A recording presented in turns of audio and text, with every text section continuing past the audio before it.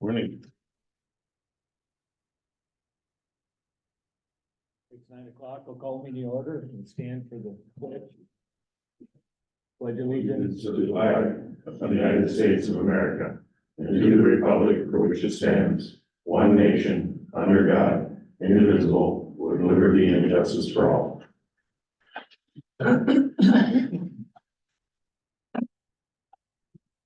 We have an agenda. Is there any additions? Or changes? I'll ask for a motion to approve the agenda as presented. So moved, Mr. Chair. Second, Second. any discussion? All in favor, say aye. Aye. Opposed? Carried. Approval of the minutes.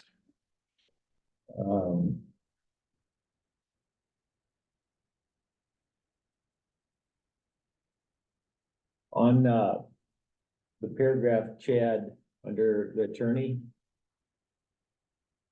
The second sentence. Where it says related that a conflict of interest is needed. And then you later refer to the waiver. I think. A waiver is needed because of the conflict of interest.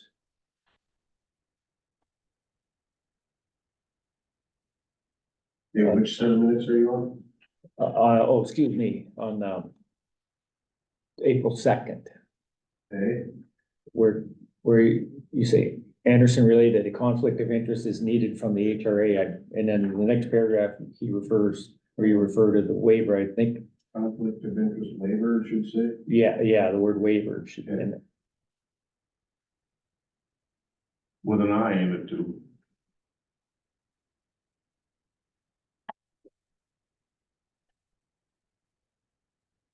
Any other corrections to the minutes? Motion to approve it without correction? So moved, Mr. Chair. Second,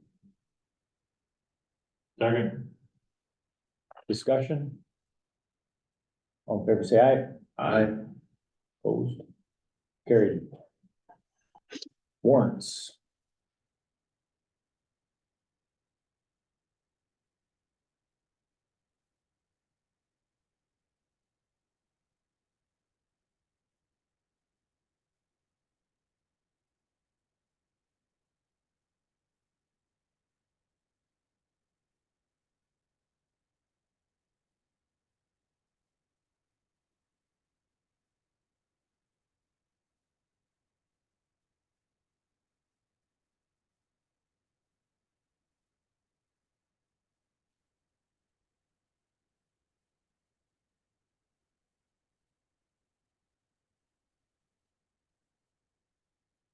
Sounds like St. Paul.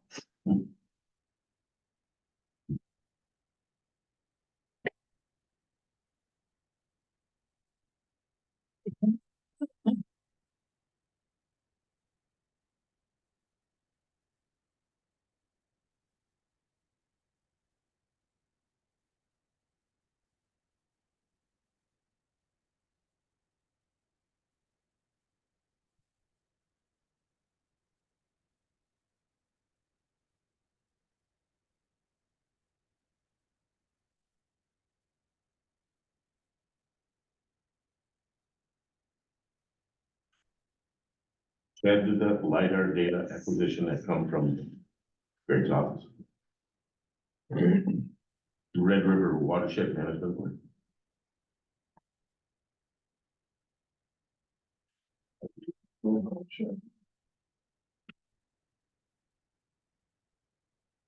Yeah.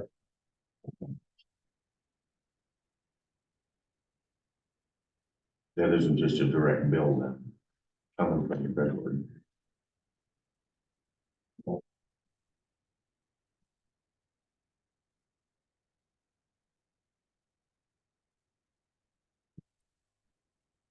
Chad, am I reading this from Minnesota State Auditor, SS Audit Services, is that social services? Yeah. Are we billing that back to Western Prairie? Thought about that, I guess, but just cleanup from Oh, it's from years years, 22 to it, Yeah, okay, that's what it was to, do some stuff that. okay, so it isn't an ongoing current thing, okay.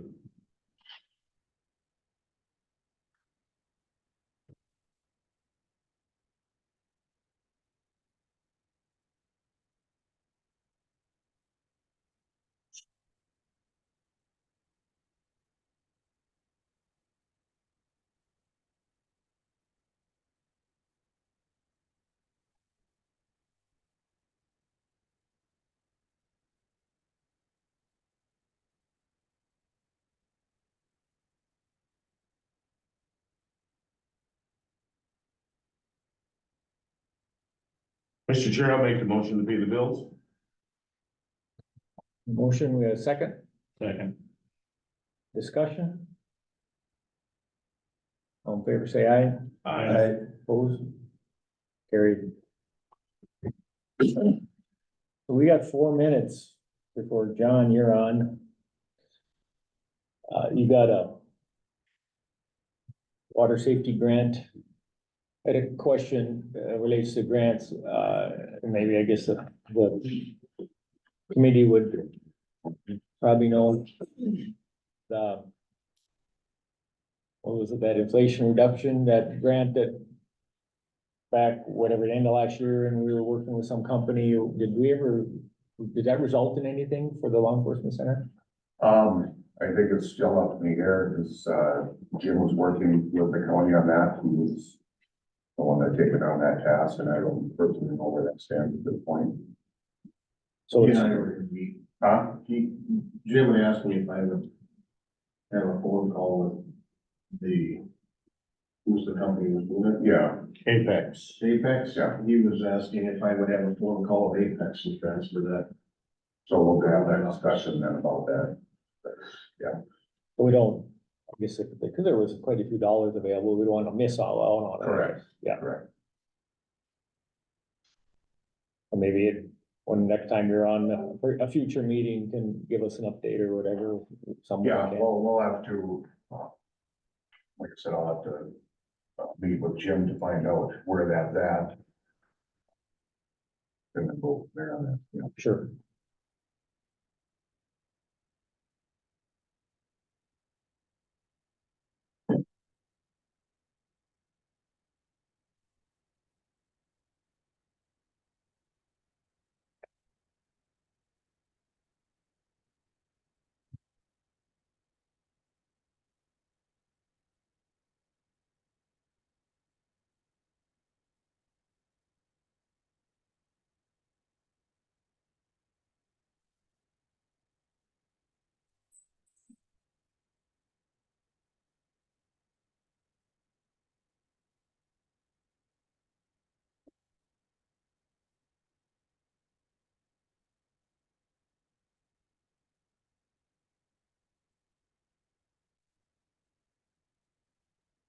Okay, we might as well go ahead, John. Okay, thank you.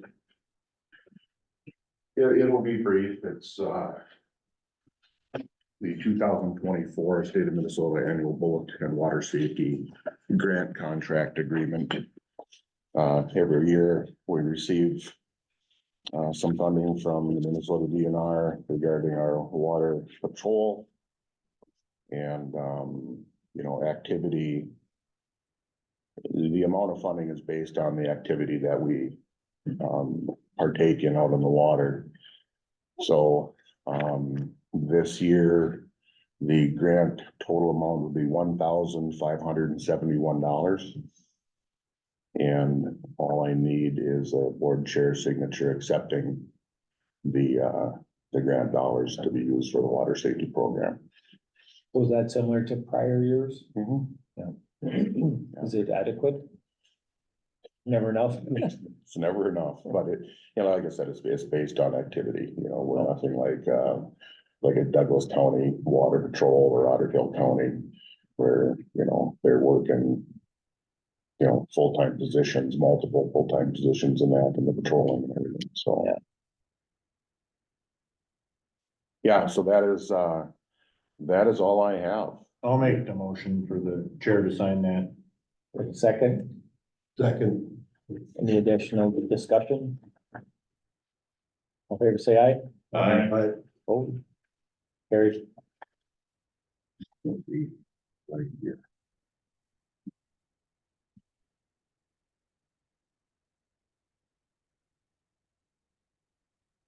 here.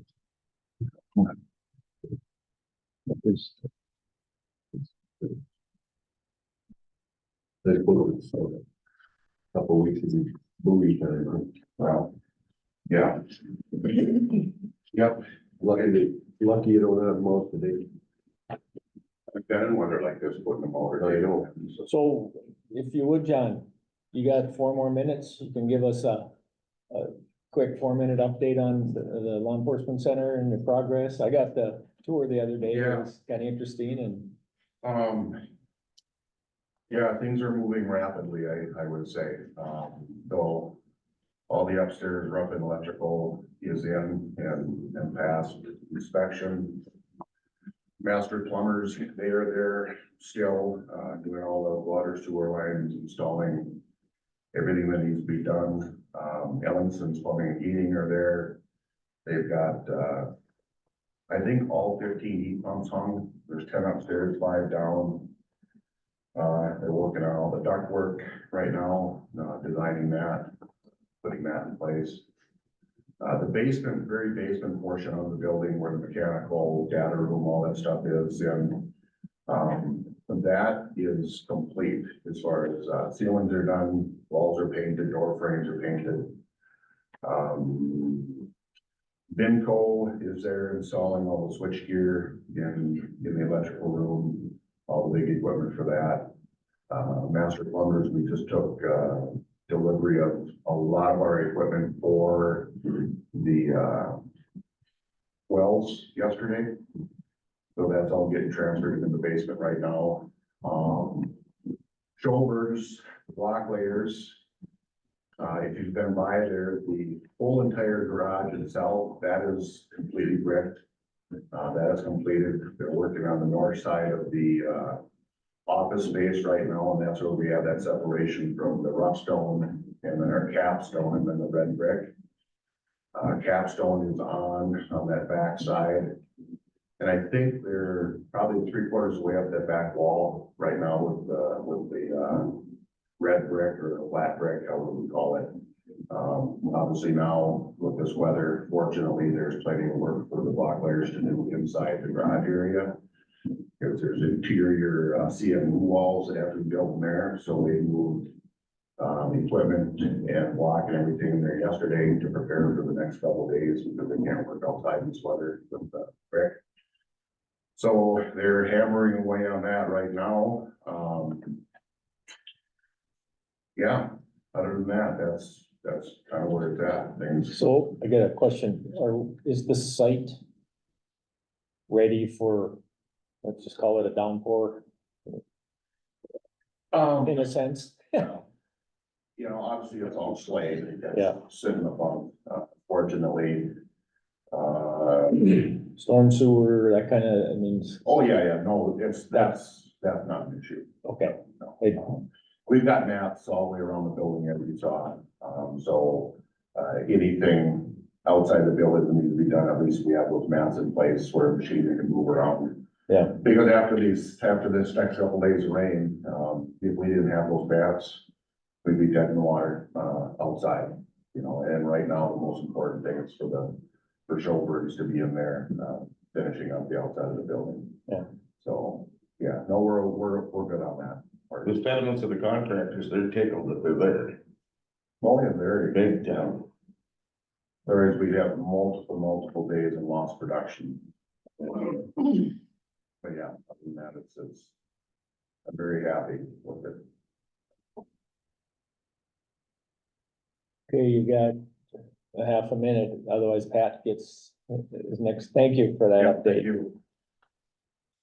Good morning, gentlemen. Morning. I apologize, I didn't get my papers up to you in time. I was busy last week. So nothing's too much. This here is the stuff for, chloride for the roads, for dust control.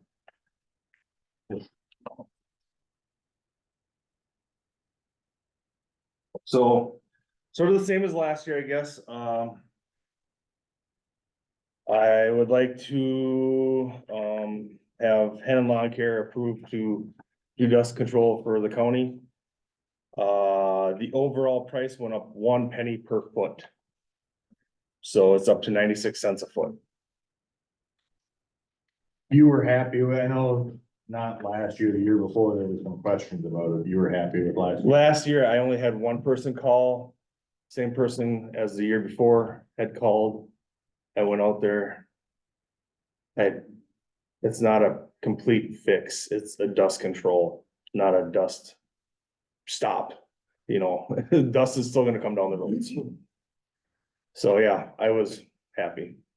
Yeah, I think the year before it was more of an application. That was Like, I'm like some positive plugged or something. Yeah, The other thing is, it have to do with the winter. It looks like some of this dust control is still really in place. well, you know, the more you put it down every year, the more this sits there. It just, it doesn't saturate through the ground very well.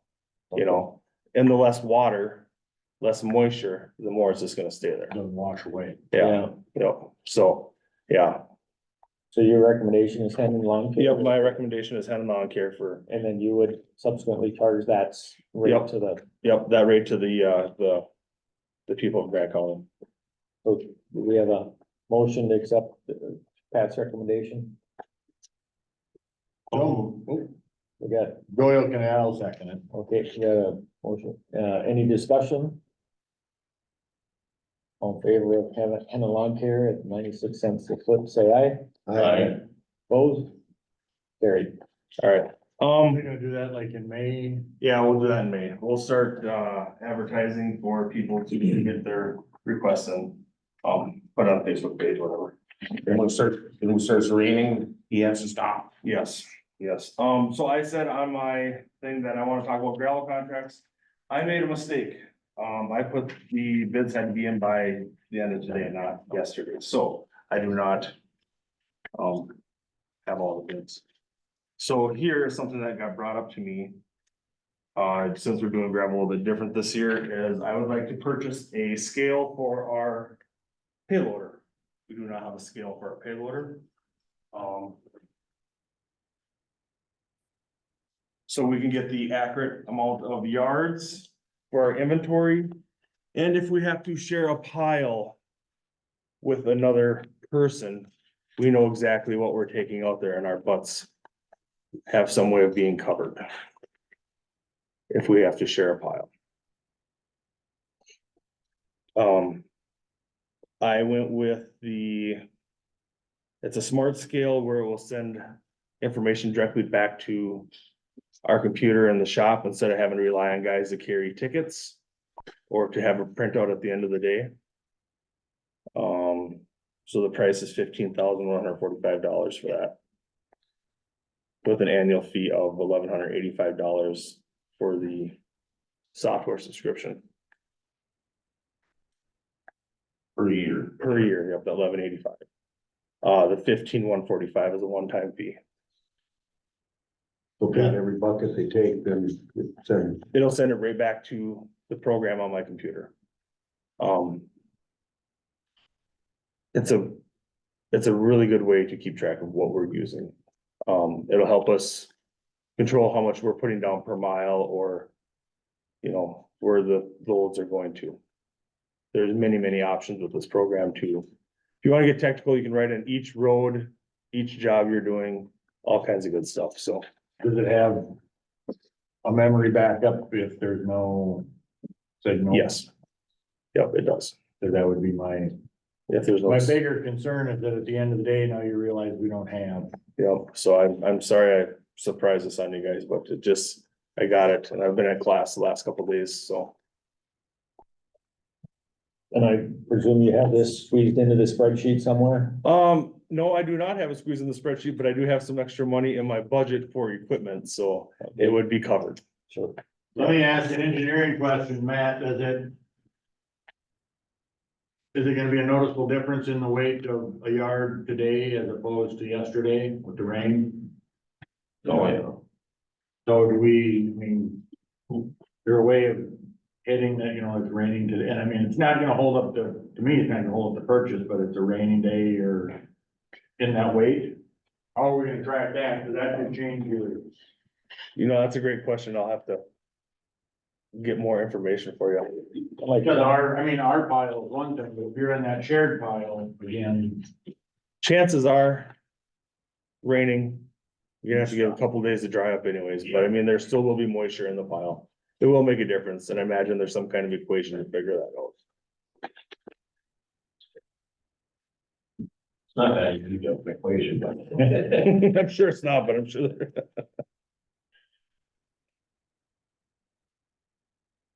So yes, I would like a, so that, back to Troy's question, is it material? Not in the sense of that, but I mean, significant, I'll use that word. Is it significant when we're? You're not looking at major moisture changes.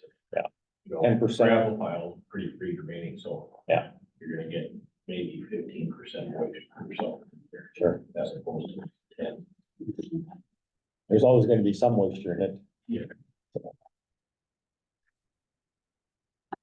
Be nice to build in the efficiencies of knowing how much gravel goes where. yeah, right now, The scheduling and all that stuff. as of right now, the guys write on a piece of paper every load they do. And how many yards they think they've got per truckload. So when we do inventory at the end of the year, there can be a difference in numbers. And then you have to go back and figure out stuff. So this should help on that also. Mhm. No, there's no doubt about it. This is your recommendation, the 15,145? Yes. Yep, I'm not gonna go with the printer option. I'm gonna go with this where it sends it directly to the program in the computer.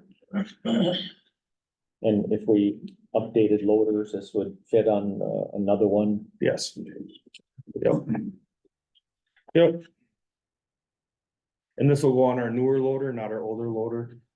So if we do happen to trade off in the next couple of years loaders, you know, would probably purchase one with the Sure. scale on it. So, As a recommendation from the highway committee, I'll make that motion, Mr. Chair, to buy the scale at 15,145. Okay, we have a motion, is there a second? I'll second Additional discussion?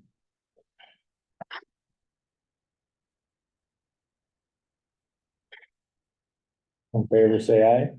Aye. Opposed? Carried. thank you, guys. So I gotta say. Is this readily available? I mean, it's not too long out. Yeah, a couple weeks, so, yep, I will get ordered away. I got a question for you, Pat. Yeah. Person. Our EMS committee wants to talk to the city council member. Yeah. And I called, on Friday. Well, I left a message for their own. Maybe you can see the.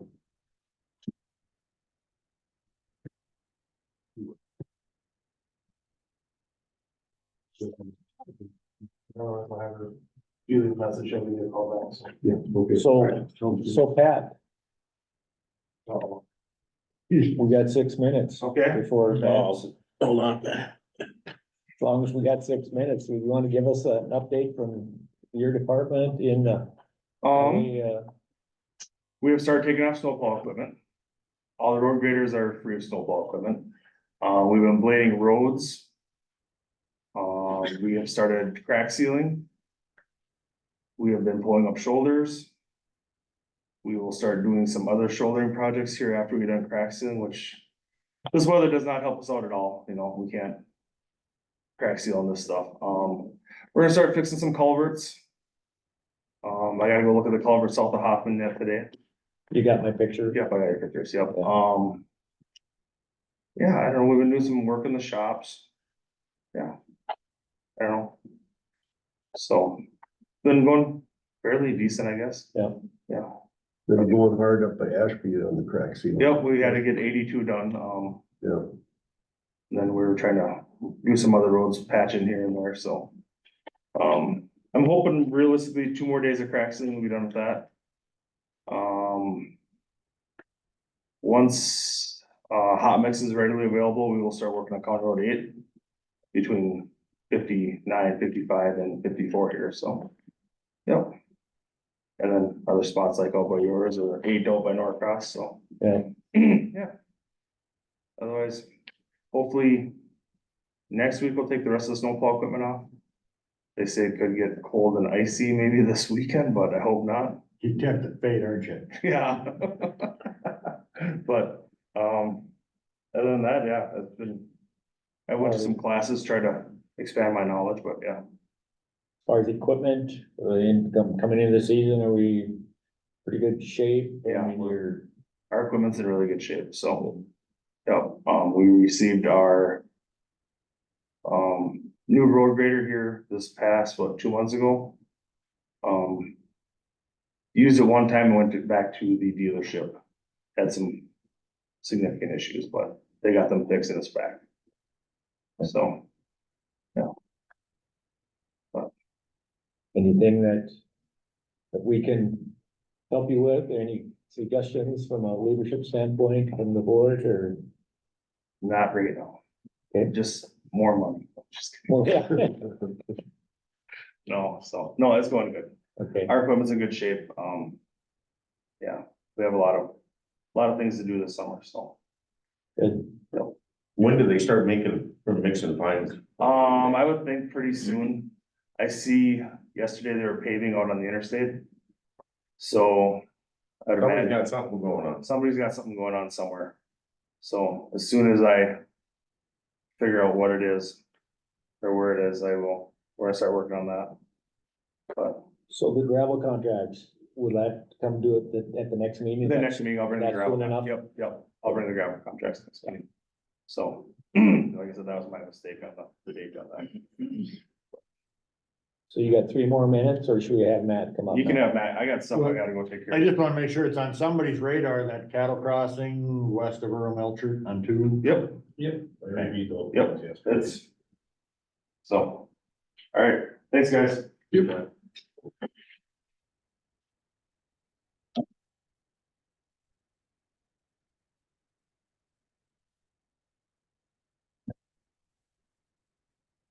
Hey, Matt. Morning, commissioners. You want me to get started? Sure. And that cattle pass, yeah, I reviewed those plans yesterday, so. We'll probably go out and get quotes here in a couple weeks from that, I'm guessing. Okay, first item I had was Society 2 bid award. Last Tuesday, we received bids for repaving Society 2 from Ashby up to the Otter Tail County line. There were 3 bidders. The low bid was Central Specialties. And they bid $532,847.99. About 4% under what I estimated it would be. So we would look to award the contract to the low bidder, Central Specialties. Are you seeing this a little bit normal where you're seeing bids under or not, or too early to tell in the season, or? Well, typically, well, the engineer's estimate kind of takes that into account, so we're kind of always looking at what time of year we're bidding it and how much Sure. work's already out there. So they came in right about where we thought they would be, so. So your recommendation is to, go with Central Specialties bid? Correct. Mr. Chair, I'll make that motion, that we go with Central Specialties bid. For a second, Second. additional discussion? All in favor, say aye. Aye. Opposed? Carried. Okay, the next item we have is our 2024 traffic marking. We opened bids the same time as Society 2 last week. We only received 2 bids, which is kind of typical right now in the traffic marking industry. The low bidder was for Lions Lot. and for the amount of $66,257.37. About 24% over what we estimated. But over the past few years, a lot of the traffic market companies in the state, there used to be three main ones. They were all bought out by Sir Lines a lot, so right now, they kind of run the show, but it's good to see that we actually got a second bidder on there, even though they were quite high.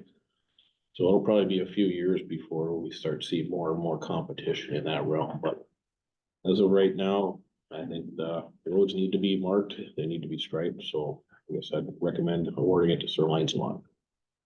And this is how many, all certain roads or, It's just certain roads, not every road. Okay. We inspected them at the, pretty much, well, it didn't snow, so we inspected the roads about in December and came up with a list of roads that we wanted to get striped this year. and that's the sides and the center lines and stuff? Yep, center lines and edges. Yeah. I'll make that motion. Do you have?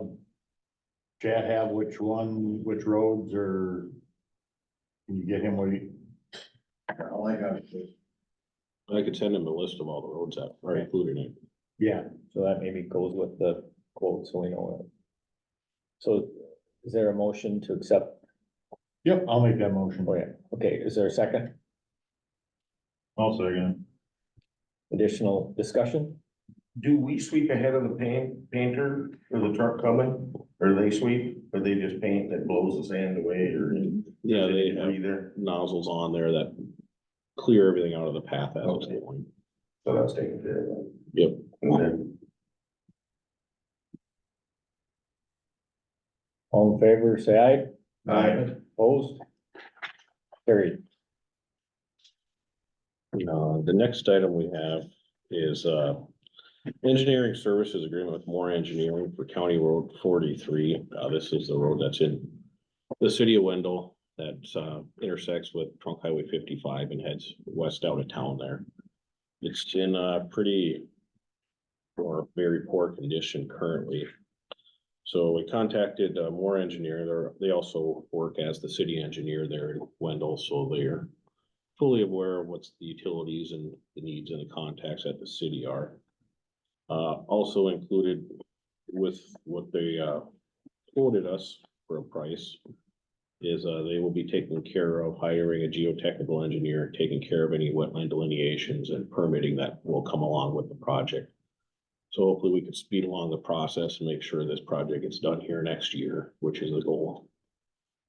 So right now, the contract is at $108,000. And we would look to approve this agreement and allow me to sign the agreement with Moore Engineering. Did you say 108 or 800? 108. Well, $100,800. Yeah, that's what I was looking at, so. 100,800, I'm saying that right. Yep.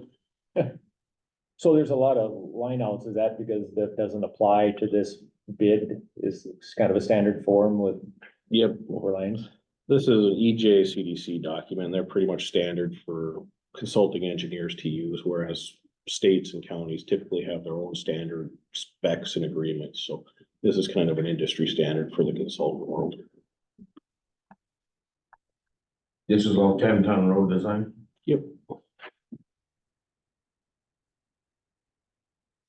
in this road, it goes from the bank out west, right? Yeah. Yep, that's correct. Okay. There really ain't much left of that road as it is, so. So from the bank, is it jog south and then go west? That No, it goes from the bank there on the corner and heads west. towards Brian Business? Yeah. How Yeah. is that, how far out does it go? We're only gonna go to the end of the pavement. Okay, where it's paved now? It's existing. Yep. Yeah, okay. Is there a motion to accept this Moore Engineering bid for $100,800? So move. Second. Additional discussion? All in favor, say aye. Aye. Opposed? Carried. Right. And the last item I had was just informational only. While I was out on vacation last board meeting. They did, send out the results of who received the LRIP grant from, MinDOT. Grant County was selected and are gonna receive a $1.434 million to do the work on CSAH 5 down there in Hoffman.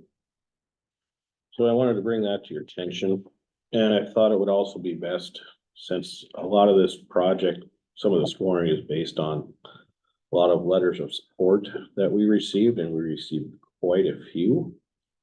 So I would just like to run down the list here quick of who provided those to recognize them. We received letters of support from State Senator Jordan Rasmussen, State Representative Backer, Commissioner Ken Johnson, President Darren Woodkey, MinDOT District 4 Engineer Shiloh Wall, Derek Woodkey, Hoffman Commerce and Agriculture, which includes Keith Swanson, Donnie McCullert, Rachel Johnson, Ashton Hagan, and Pro Ag Farmers Co-op with Joel Fenger, Dan Persons, Stanley Stark, Steve and Sarah Strunk, and Steve Woodkey. So I'd just like to thank them for taking the time to submit letters of support for this, because that probably is what put us over the edge to get this additional funding. So just wanted to talk about that, and then I'll probably be meeting with the city engineer down there here probably the next couple weeks to try to get this project going. There's gonna be a lot of moving parts, especially when there's railroad involved. That's normally a pretty long lead time, so try to get this going as quickly as possible here, and hopefully come back in another month or two with an agreement to get the work done. So that's all I had for you today. Thank you. Thank you. Anything else? We got 8 minutes. Would you like to give us any, an overview from Matt's spot in the highway department, and My overview? or anything other than what you updated us on, or you know what happens when we're early, this is what happens. Sure. Couple of projects we're still looking to do this year. County Road 34 down there at the park, the Prairie Ridge Park Road down there. I'm just waiting on one permit from Boyd Sioux. I've been, gonna call them again, try to get them on the horn so I can get that permit. And then I'll be advertising that project as soon as I get that, so probably see bids here in another month and a half or so, so we get that project done. Trunk Highway 55, MinDOT is requiring Otter Tail Power to have a utility relocate agreement in place before we advertise it, which is something that came up at the last minute after everything was submitted to MinDOT. So I'm working with Otter Tail Power to get that completed and submitted to MinDOT so we can get that project advertised. So they gotta relocate their, There's 2 poles that need to be moved, so typically, we don't have an agreement with them on the county level when we do these projects, but because it's MinDOT, they want to have an agreement in place, so. I'm gonna jump through that, hoop, hopefully get that done here shortly, and then just waiting on one item on Stony Brook Township culvert.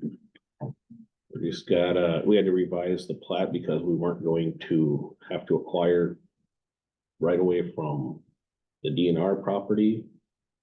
So we just got actually before I came in here, the revised plat came in, so we'll bring that to Stony Brook for approval. So then, once we get everything going, I'll probably have to make a decision on whether we move forward with the Trunk Highway 55 project this year or the Stony Brook Township, because those are 2 crossing points and don't want those closed at the same time, so I have to make that decision once I get everything in, so. Beyond that, Any update on County Road 10? we're still communicating back and forth, not very, I guess it's not really good communication for the most part. Kind of at a standstill right now. We're waiting for information that we haven't received. So I'll be reaching out to them again here probably today to see if they're gonna send us information to us or not. And then get a timeline for when they would like to start working again, because we haven't gotten anything back from them yet, so. So, just a fun project. Was there any decision made or any more research done on the box culvert and whether that's adequate to handle the flow or additional culvert needed or? We are still waiting for Widseth to complete their analysis. That's the one email I had last week on it, is we're still waiting to hear. So they should get it done here pretty soon. I don't know why it's taking this long, but that seems to be everything now is taking longer than it used to. Sure.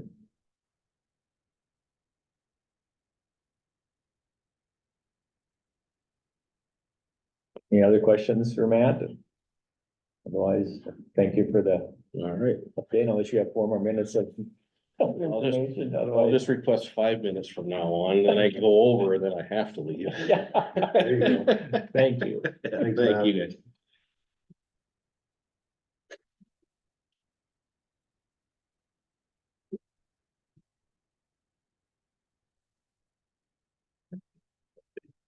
Do you want to? You can. I'll do it. Okay. I mean, it's just. Just waiting for the city council. What's that? City council, just to see where that's. Yeah. Is there someone coming, or is Eric coming? Well, he was coming, but you heard the sirens, but she's on the run. That's. They're doing worse things. I had a lengthy talk to him this morning, so. But yeah, he was coming, but Sure. I think he got sidetracked. Yeah. You can handle it. What's that? You can handle it. Oh, I can give a little spiel here. But, maybe, Eric told me that, you know, they buy these ambulances. We ordered them with that, they go to South Carolina right now. The guy who owned them. It'll be built. But Eric said. The overall, part of the next year.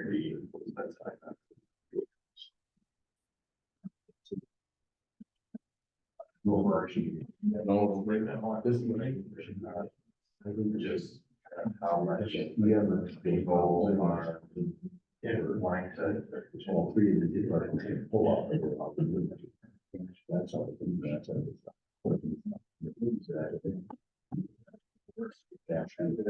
Yeah. Well, if they keep moving, you know. Of course, Eric, you know, he needs to, you know. Yes, but I think we should probably. Follow up. Thank you. That's it.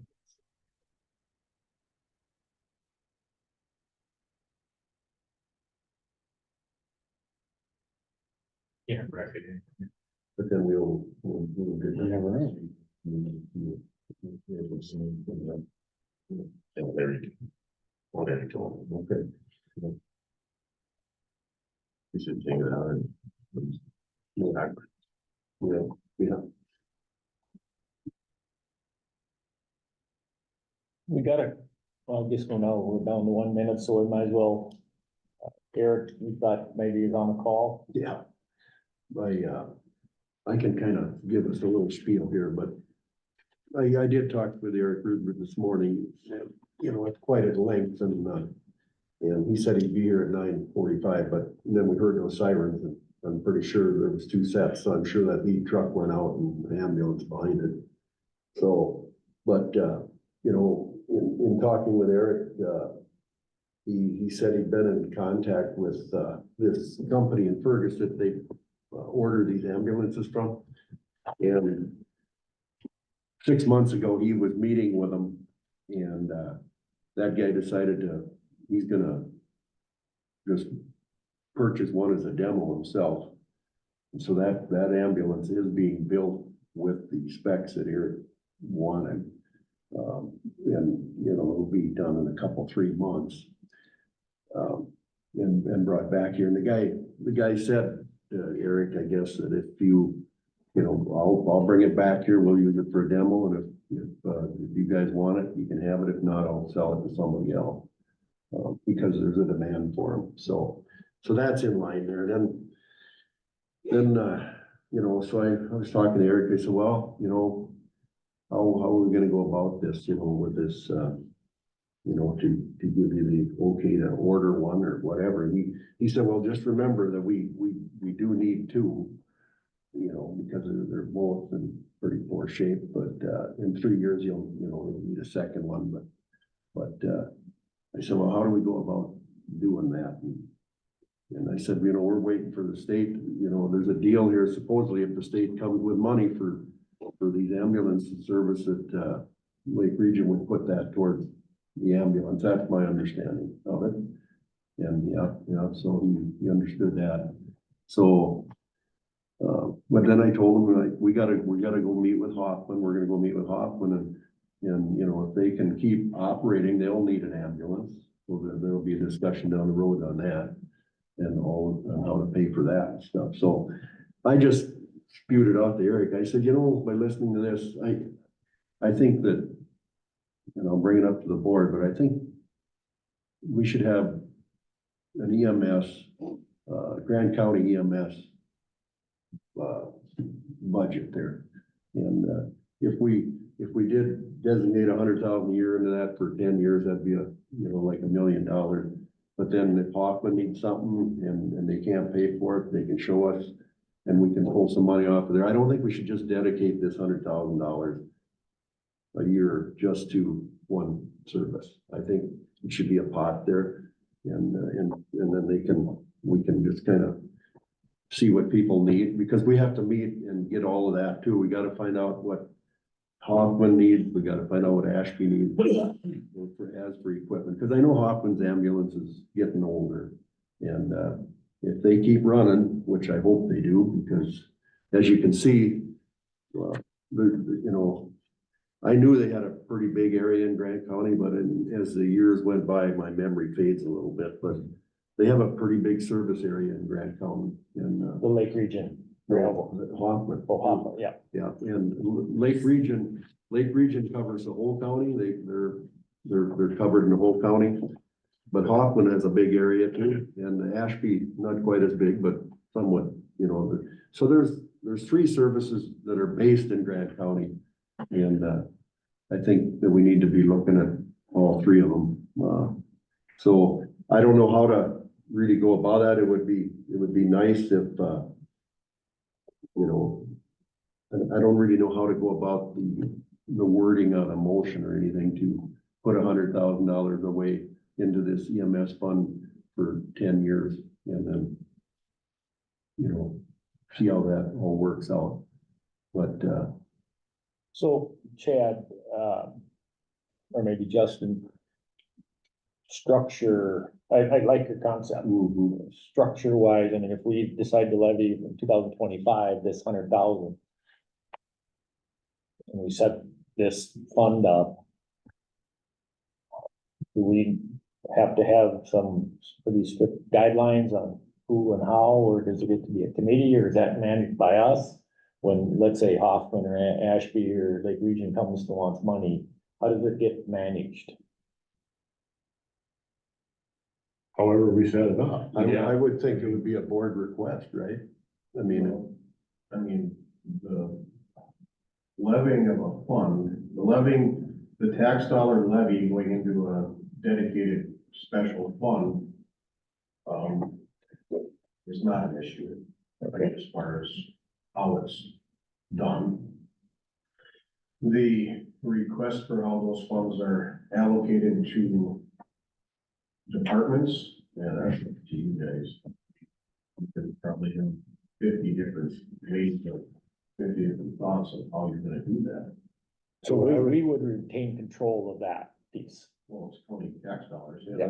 Unless you delegate the ability to spend that money to the committee, which now puts that committee under open meeting act because it's been delegated authority. I mean, there's, being on the spot. thinking, I mean, you've got three service areas, Hoffman, Lake Region, and Ashby.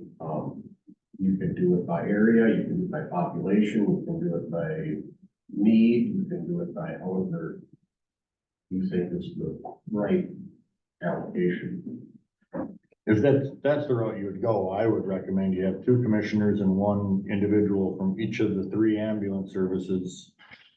And they would they'd come with a recommendation to this board, or we want to spend this on this. Yeah, that's a good idea. Probably wouldn't be a dumb idea to have like a hearing or a public forum about it and our strategy, long before we set the budget in September. So I get a question. I heard that potentially there was an ambulance that's gonna be available sooner. Are we thinking that this fund now hasn't got started? Are you going down the path where we would be funding it out of the anticipated future levy that? Or who would pay for this ambulance? That's my question was to Eric, because he told me this morning that, that there was some grant money that they got. Now, I don't know if that's totally, if they have that in hand or not, but, and then, possibly, another donation from somebody. But it still wouldn't be enough to cover that. So that was my question. What do we do if that ambulance comes in 4 months?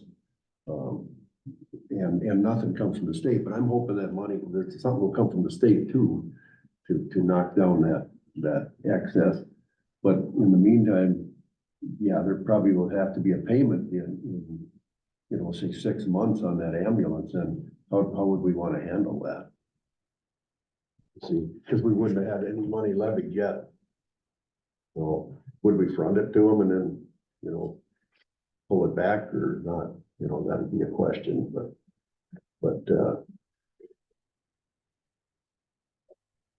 so. And I suppose we could do that, but, right now, I don't know how much it would be or anything. But So- he said that guy would probably sell that ambulance for about $350,000. So the individual that's having it built Yes. has told Eric that essentially it's yours if you want it. Because he set a timeline as far as, I need to know if you want it by July 1st, or, I mean, is there a timeline where if it doesn't go here, it goes somewhere else? Right, he'll have to get us that. But the guy, he's out of Ferguson, he was willing to work with him, he said, so. But yeah, that would be the question, though. I'm sure that within 6 months, something would probably, it would be here and ready to go, so. So when did this decision needed to be made by today? No, I don't think so today, but, we can, probably the next meeting, we can have more information and we can make a decision then. But I really think that we should go with the Grand County EMS fund, not specifically saying a public region. And I mean, that, obviously, we could make that commitment anytime, but we don't really have to finalize anything until the preliminary Right, September. right. Well, I know, and I asked Dwight and Chad got the information, and I reached out to one of the townships in the city of Hoffman that, I mean, like on our place, it's $12 and some cents a year. Well, to have that extended, to have good equipment, on EMS is really, and both of them. But the one question they did, when I said it was targeted toward one service, that was, well, what about us? So if we go down this route that you're saying, I think it's Yeah, because definitely the right way to go. Hoffman, I hope that they can continue because they're there and, time is of the essence, if it's close to them. And, I think we're gonna hear from them that they're committed to try to keep that going. So, but what I know their ambulance is, it's, in my notes there, I think it was, I think it's 15 years old. It's 16 years old.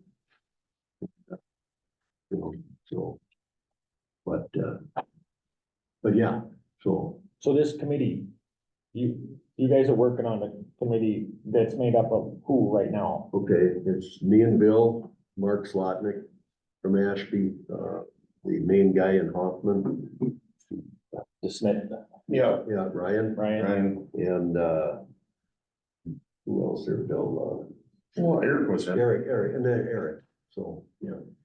We're gonna meet with the city council on the sixth, so we'll know kind of their commitment and kind of their thoughts. Where we're headed with this thing. so one of the things, and I mentioned to Dwight, and we didn't get a chance to get it for today, is I think, I mean, we should just treat this a little bit like putting together a business plan. And you look at the age of the equipment and inventory, and you just say, okay, this is what it looks like in the next, let's use a 10-year projection.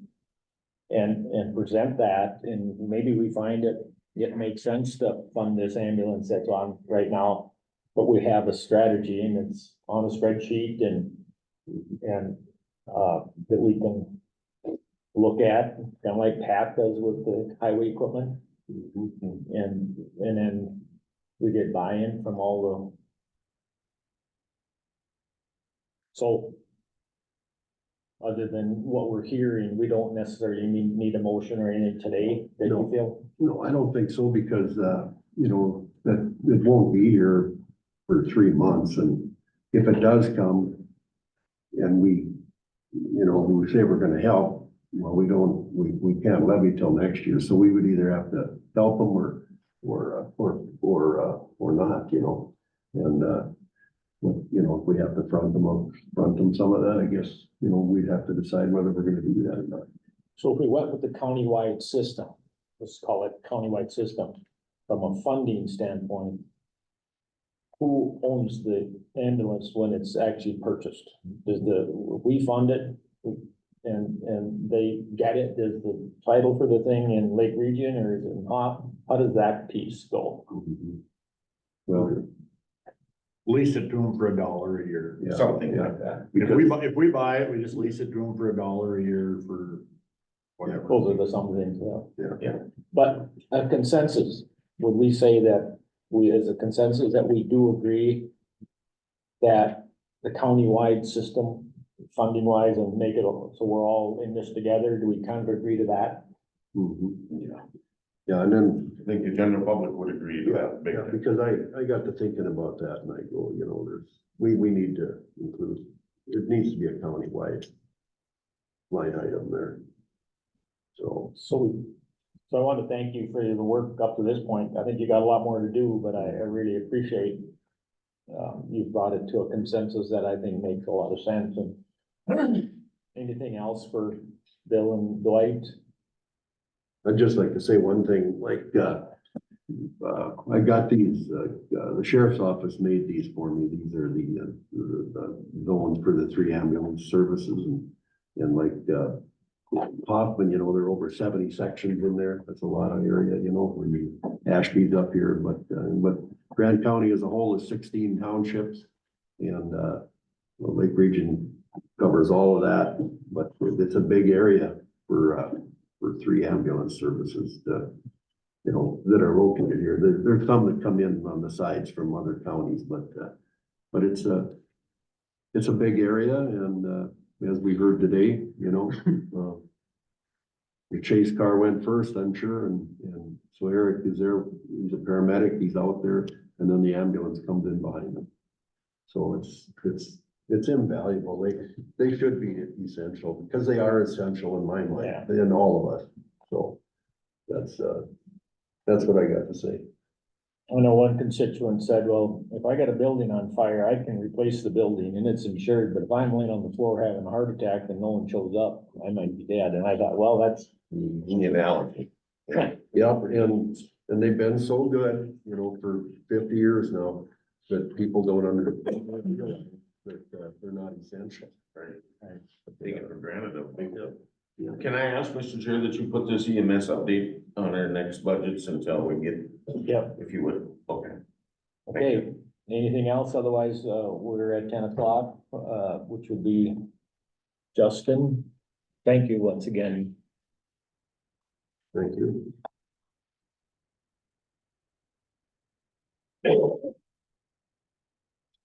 Morning. Morning. You should all have in your packet a letter from Kent Marshall. Is that accurate? Yes. So the HRA board has waived any conflict of interest that I might have. The standing motion before the Board of Commissioners is that eviction proceedings be commenced. I now have the ability to do that, given the date that the waiver has come in. That has not yet been commenced. And if the board wants, I think that this would be a topic, or this is a topic, because litigation is imminent under the current posture of the board. Could close the meeting to discuss matters protected by the attorney-client privilege litigation strategy. Mr. Marshall letter does contain a settlement proposal, which we could discuss as well. But that's entirely up to the board. You can do it in open session as well. And I'd entertain a motion or a recommendation from Justin Anderson that we close the meeting to discuss the situation. A motion to that? Is I'll make that motion, Mr. Chair. there a second? Second. Any other discussion?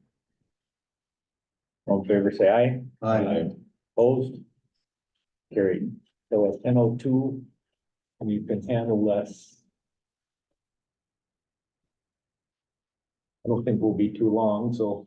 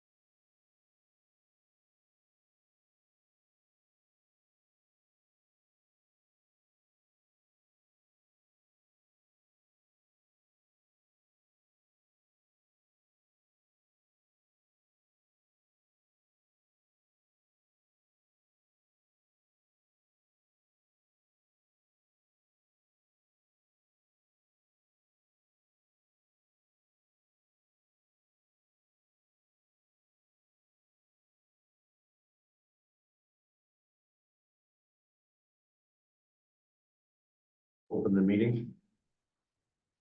Okay, wait till we start recording. Oh, yeah. Well, yeah, Good. Okay, I'll say it again. Mr. Chair, I'll make the motion to open the meeting. Second, Second. favor say aye. Aye. Opposed? Okay. As it relates to the discussion, So I will make a motion to accept the offer with the conditions as offered. And if they're not out by 8 a.m. May 21st, it just gets filed with the court. It doesn't come back to a board, it just gets filed. if we have a motion, is there a second? I'll second that. 8 a.m. on what day? 21st, May 28th, May. 2024. Is there any additional discussion? To accept their recommendation from Justin and the letter that presented by HR? Any discussion? Who did the second? Billy. Bill. Yep. Okay. All in favor of the motion, say aye. Aye. Opposed? Carried. Probably be appropriate to authorize the chairman and the auditor to sign that settlement agreement once it has been approved by both myself and Mr. Marsh. So that should be an motion. Yes. So it, have a motion, to authorize the chairman and the auditor to sign the agreement. Is there such a motion? I'll make it, let Chad get caught up. Yeah. Okay, Is there a second? Second. Any discussion? All in favor, say aye. Aye. Opposed? Carried. Thank you. Thank you.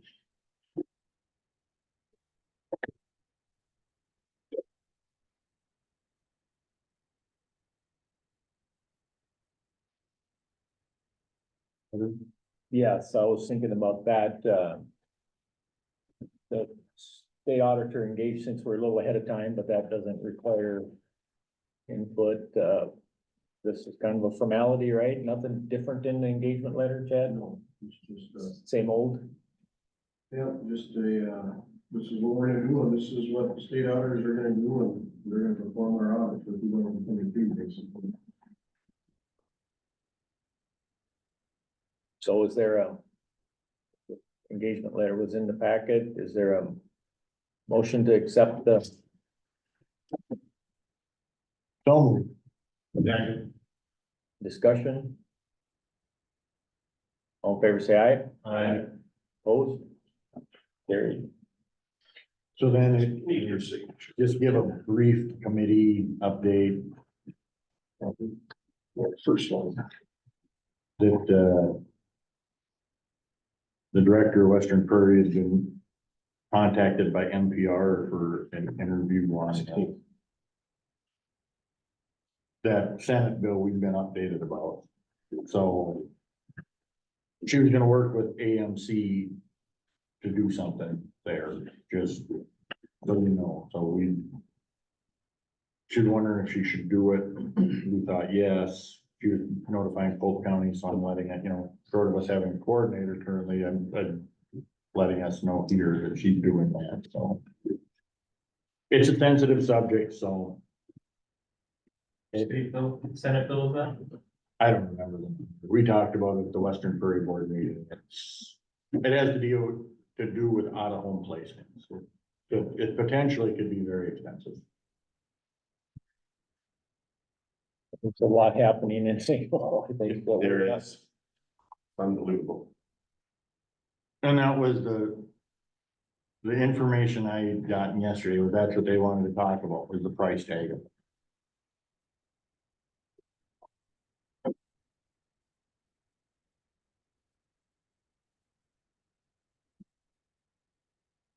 Going to come back.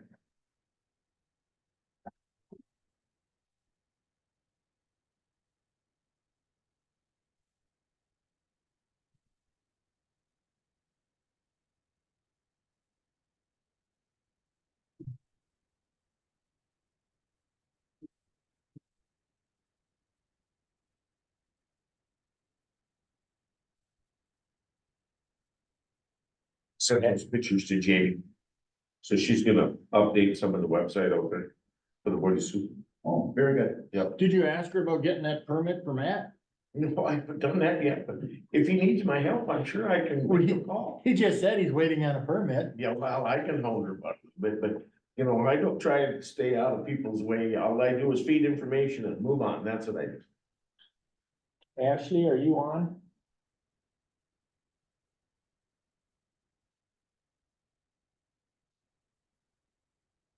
Ashley Hokinson, I should say.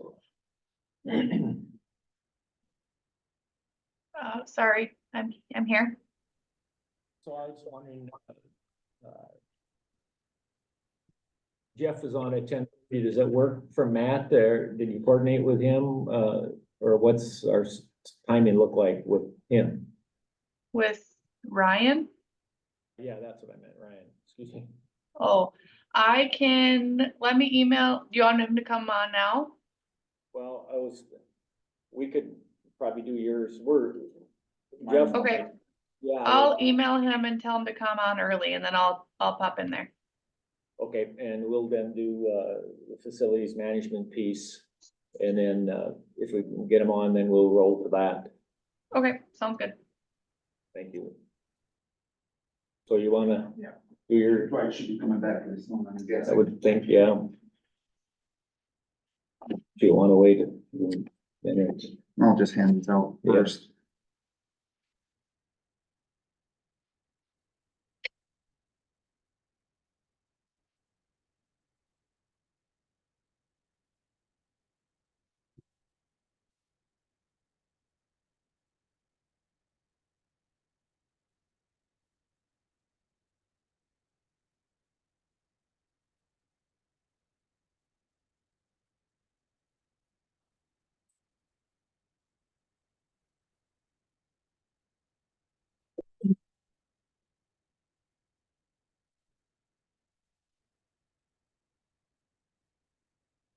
This is, we talked about this last meeting, right? Yeah. And now you got a alternate bid? Yeah, should I start or? I would say, go ahead, yeah. Okay, so, There you go. so at our last, commissioner meeting, we talked about the alleyway and the courthouse on the east side and repaving that. And to make it streamlined, we were gonna just add it to the law enforcement center parking lot. Joe Riley Construction is doing that, and so for simplicity's sake, for all intents and purposes, they would start at the law enforcement parking lot and go all the way up that alleyway. And that was approved, and so I contacted Joe Riley and said, it's approved, just add it on to that parking lot. He goes, well, will this be like part of that then? I said, yeah, for what I just said, for simplicity's sake. He goes, well, I'm gonna have to redo the bid then, because I have to use prevailing wages in the bid package. So that's the second page here. So the first one was, the first one we got was 55,885, and with prevailing wages, it goes up to 59,820, which is an increase of 3,935. That's because the LEC is a federal money or it's requires that. That's why they have. Prevailing wages being paid because of the potential for that apex that we talked about earlier. There's no federal money. That's what I was wondering. There's, Other than the tax, other than the credit for the Inflation Reduction Act dollars. So would that throw that in that mix? As far as federally funded? For the- if you were applying for that, it had to be paying for the prevailing wages. Okay, So question is, do we continue with the new package? so this is one piece of the law enforcement center. How does it reflect on other pieces of the law enforcement center? If we apply to that money? Or is the whole thing that? I would guess they bid the courthouse or the law enforcement parking lot at prevailing wages. And that's what and so if we are continuing that, we're adding on to that, they gotta continue that up, 4,000, the alleyway, and that's why little less. the law enforcement center parking lot was bid with prevailing wages as part of that. So then they gotta stretch that out up the alleyway at the same rate, is my take on it. I think we agreed we're gonna do the project, Yes, and if we're gonna do the project, we need to go down this path, right? correct, So, but just one, would we continue at the new rate? so is there a motion to accept the Joe Riley bid for 59,820? So, but, go ahead, Troy. I was gonna say, yeah, so moved. Is there a second? Second. Any other discussion? All in favor, say aye. Aye. Opposed? There All you right, go. thank you very much. Yes. Thank you. Ashley, Should we put an email from Ryan? He said he was gonna join in a minute. we can talk. Commissioner Spear has to leave in a couple minutes, so if he gets up and leaves, it's not because he doesn't want to hear you. Mm-hmm. Got it, he's gonna go plant corn in the rain. Likely story. You're farming today? Yeah. So Ryan is gonna be, oh, there he is. Hi, Ryan. This is Ryan from, AMC. Morning, everyone. How's it going? So we met as a strategic planning committee meeting last Friday. Ryan joined us and he, explained to the department heads that met with us, kind of what a coordinator position could look like, what it looks like in other counties, how it develops in all the things. We thought it'd be beneficial for Ryan to be here to talk about, what his work has been with the coordinator position and helping other counties, develop it, implement it, and bring it in. So do you want to talk a little bit about a coordinator and what it looks like? Sure, yeah, and I have some slides, though I won't necessarily use them unless we decide we want to do that. But I think the foundational thing that we say as AMC when folks ask us this kind of question, and I've worked with a lot of counties that are looking at leadership transitions, whether it's sort of adding the position in the position way that Grant is talking about, or whether it's a transition and what type of sort of county chief administrative officer you have, is really the growth and the complexity of government over the last, obviously over the decades, but even literally in the last 5 to 10 years, when you overlay the kinds of things that have come out of the pandemic, things like CARES Act funding, things like ARP funding, and just sort of the way government has started to work over the last few years. I think counties across the state are very much realizing that it's just a matter of, having a need for that kind of chief administrative officer. And that can be a coordinator. That's the conversation that I've had with the board members and the executive, or your strategic planning committee, and a coordinator. Just to take one quick step back. Coordinators and administrators are the main two administrative structures in Minnesota. Most counties have an administrator. The coordinator is in a number of counties, and the real functional difference between the two is that the administrator is the supervisor of the department heads. The department heads no longer report directly to the board, and a coordinator is a department head, and so a peer of the department heads. And for a county like Grant, I think that's the transition you would want to make. I think it would be most comfortable. I think I'll let the folks who are at the strategic planning committee weigh in if they want, but what I heard is that that's the model that probably fits best in terms of a transition for Grant.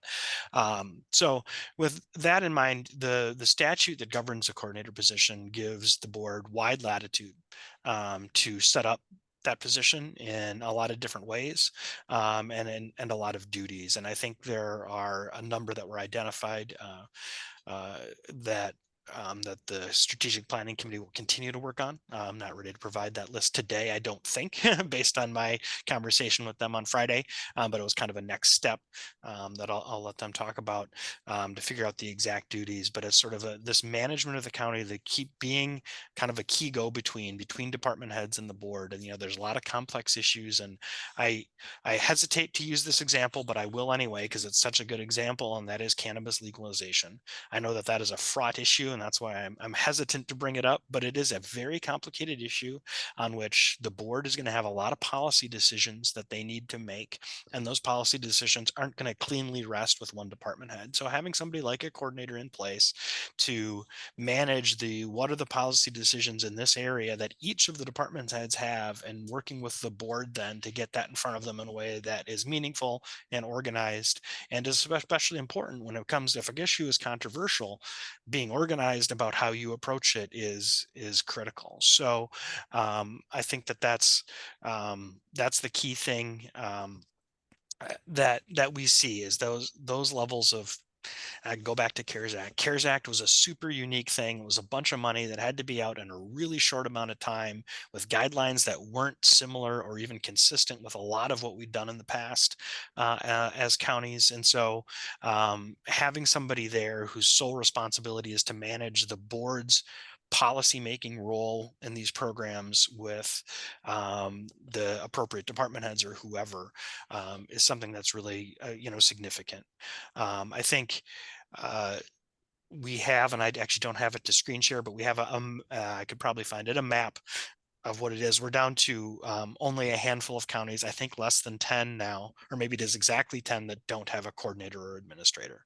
And so, and that's an ever dwindling number for that reason. So that's kind of how we talk about it. Again, those are the reasons that we see counties making that transition into more intensive leadership. I think out in your part of the state, Wilkin County made this transition just in the last few months. They went with an administrator. Big Stone County made a transition from not having the position to having a coordinator in the last, it's probably been like 3 years now, something like that.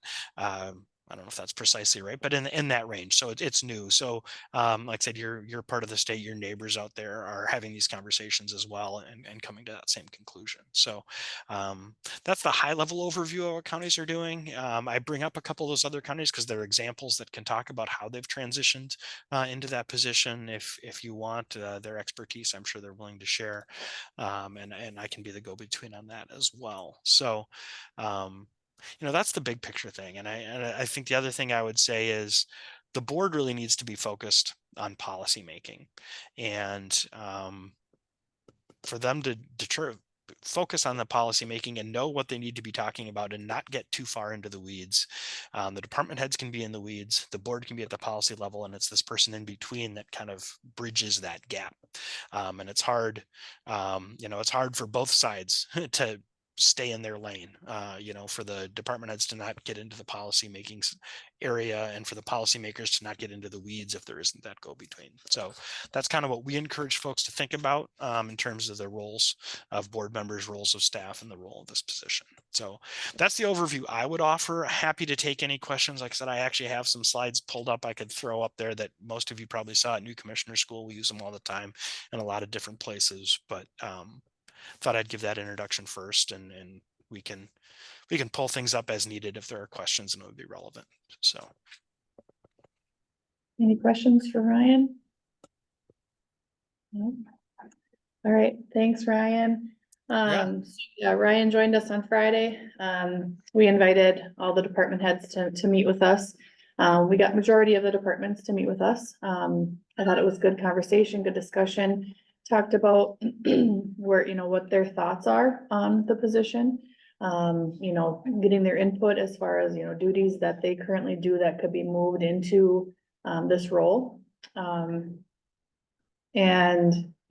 any questions or concerns. And so we came up with a list. And so what the plan was after the strategic planning committee was to come up with a list of the duties that were shared that could potentially go into this position. I sent that out to the department heads to look at and get more input if needed, or adjustments or changes.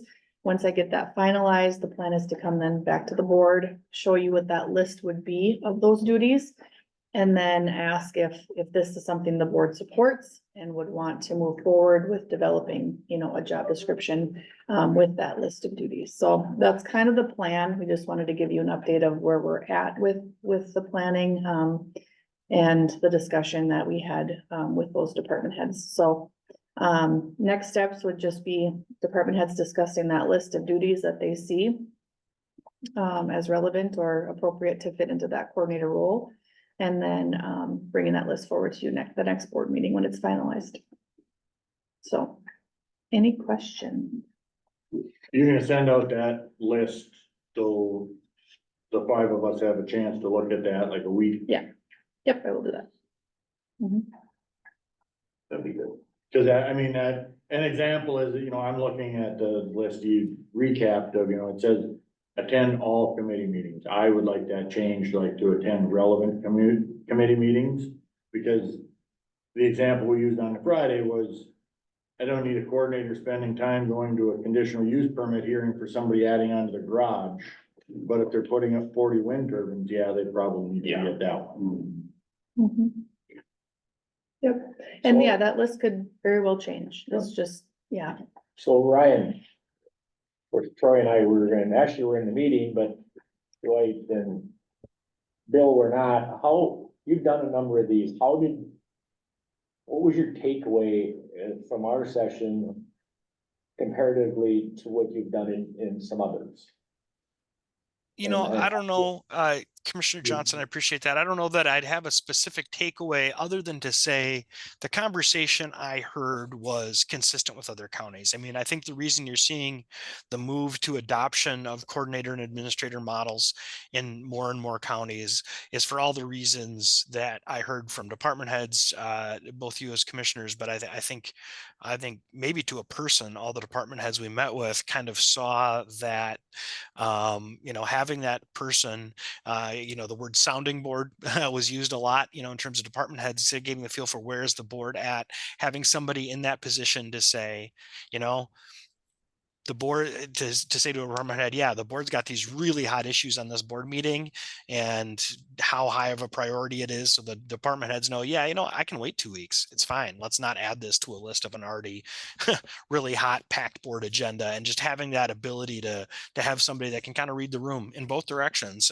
in terms of advising the board on these are priorities. We got to do them because of what's going on elsewhere in the county. And then back to the department head saying, you know what, this is, here's where the timing would be, and just to have somebody that's in tune to that kind of both directions, I think is, and I think we heard that from virtually every department head in terms of manage that and the added complexity. I mean, some of the duties that would be coming off are duties that people are doing that aren't really part of their job. It's not like they're giving up something that's a core part of their job to a different person. It's the things they've taken on because it is the place where it landed, but it's not actually a core duty of their job. And so their job needs to continue, and they need the time to focus on the core duties that they have, and not necessarily be carrying this extra work. And so I feel like that was consistent, and that so I don't think I heard anything different, I guess, Ken, when you talk about a takeaway. What I heard from you guys as commissioners and from the department heads is exactly what I'm hearing around the state in terms of why it is people are making this decision that you're talking about here. That was my takeaway. The one thing we did talk about, and I don't know if once we see you know, this job develop, but we did, in a sense, we didn't vote on it, obviously, but the consensus was that very likely this would be a full-time equivalent type position. And talk maybe a little bit about trying to splice it in with something else and how that, maybe on what you've seen in that, down that narrative. Sure. And so there have been, you know, a few approaches to that I have seen. You know, the obvious one that's happening right now is in your neighbor in Wilkin County. They promoted their HR director to administrator, and they did backfill her position, not with a department head level. So technically the administrator is also the HR director, but they did did add that FTE in the HR department. So much of the really day-to-day stuff that she did as HR director, this new person does. So it was kind of a combination. They did add the FTE, but it wasn't sort of like over on top of a department head. They were a little flexible. There are a couple of counties, one out your way, Stevens, this was many years ago, at least a decade ago, probably more, had a shared coordinator engineer for a while. Wadena also did that for a while. Those were relatively short-term approaches that I think it was partly sort of a budget savings thing, but in Wadena, pretty quickly they hired sort of a deputy in the highway department, and very shortly thereafter then made the coordinator full-time and made that deputy the highway engineer. So it got them there, but I think the end result, there are not a lot of examples that I can think of looking at the map in front of me of folks that have done that kind of be both a department head and a coordinator for a long period of time. It's totally possible I'm forgetting something, but so there's ways if you have an internal hire that you could maybe massage exactly how you do the hiring. But I think by and large, a lot of folks just start right in with this being a full-time position, and even those that don't get to that pretty quickly, because the nature of that work, again, it gets back to the complexity of county government. It's just really hard to take on those things and be that person that's close to the board and is helping the board with their policy making and maintain what is already a full-time job. I mean, you're going to need somebody else taking over some of that work someplace. So I think that's, like I said, there are certainly examples and there's models we could go with, and we could, talk to Wilkin about how their process is going. But I do know I've talked to Stephanie over there, who's their administrator, and they did right away. As soon as she was promoted administrator, they hired a person in the HR department. Again, not a department head, but they did hire another FTE in there to take a lot of the work off her plate, so she can mostly focus on being administrator. And that's by and large how we see this process going. Any other questions? I guess we also talked about one of the things before we get to a coordinator is maybe having guidelines for agendas. And I guess I'd like to see a draft form of that, because I don't like coming to a meeting and we have an agenda that's not what I was sent. Yeah, and I'll jump in if that's appropriate, Mr. Chair. And I brought that up. We have one of the things we've been seeing a lot of counties do, and I think somewhere north of half the counties in the state already have them. And we've been getting a lot of questions here at AMC from folks. And this is sort of separate from the administrator coordinator conversation. Is just kind of board operating procedures, sort of sets the rules around how boards operate, how they set agendas, how meetings go. A lot of them have a line in there that says mostly follow Robert's rules, unless this document says otherwise. That some of it's super basic, some of it's a little more complex and nuanced. And so did have a little conversation. And to your comment, Commissioner Johnson, I did promise to send something over, and I have not yet, but I will before the end of the week. And so, like I said, we've got tons of samples from counties across the state. We had actually one of our research interns. We have a summer graduate intern program that we've had for the last couple summers, and one of them did a project specifically on this. So we have a pretty robust database of which counties have them, what kinds of stuff they include in them, and then a whole bunch of samples. And I will say it's obvious counties copy from each other, because I've seen there's a handful of counties I could identify that if you were to put them side by side, you'd be hard pressed to find the handful of words that are different. So we're not reinventing the wheel. Of course, we talked with Justin to make sure that he would have to make sure there's nothing in there that's contrary to any statutory obligations you guys have as it relates to public data and open meetings and so forth. So that of course would have to be part of it. But again, we're looking at examples from other counties that all also have county attorneys that have reviewed this. So we should be, the samples I send have been vetted in their own individual county, so they shouldn't be far off. And Justin could pretty easily weigh in on that, and hopefully not find anything or find only minor things that you would have to do to think about how you want to approach that. And like I said, I think that's work we've just, part of the reason we had a research intern do that project last summer is because of the sheer volume of questions we're getting about it. So talking to you guys about it is well within the scope of what we're seeing at AMC across our membership statewide. So thanks for the reminder, Commissioner Johnson. I will get that email to you guys shortly. Other things, Ashley, you wanna add or that you can think of, or? I don't think so. Next steps, next board meeting will just be that list and discussing if we want to move forward. I can comment from being on the committee, and first of all, I thank once again Ryan for coming up for our meeting and participating today. The other thing about it is that we got a lot of, I felt, good input from the department heads. I think the meeting was really a success, and I think the communications were what we wanted to take place in the strategic planning forum, and so I guess I felt really positive about that. Question from those who weren't in the session, do I hear Bill? I'm good. No. Lay out the groundwork, and Yeah. they must have some boilerplate, you know, and then we add to subtract or duties or, you know, For the whatever. coordinator, Yeah, so that what I envision, it can obviously change, is we're gonna get the duty list boilerplate kind of a thing. back here, and then if that duty list gets approved, then it'd go to the personnel committee to get a job description. You know, the one that was, we had, maybe that fits, maybe it does, has to be changed. And then it still comes back here again for approval.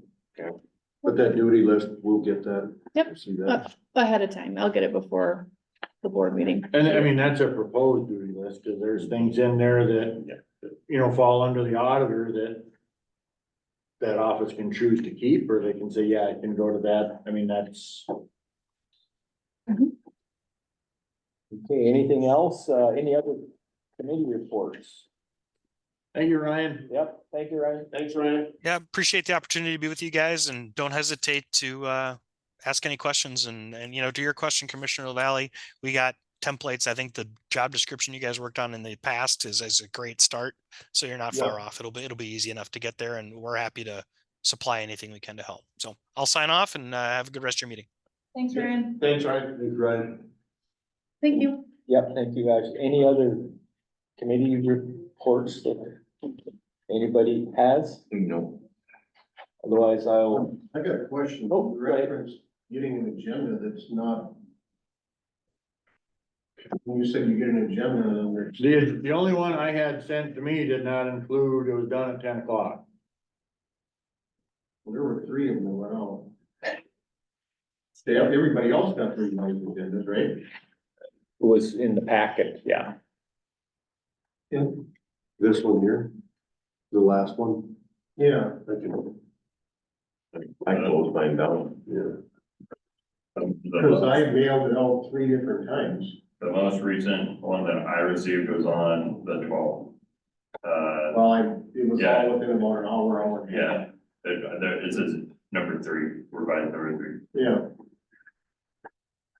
Cause I had sent the original agenda out. And then Ken had called and had a revision. And then Jeff had called and said, oh, I'm sorry, I forgot.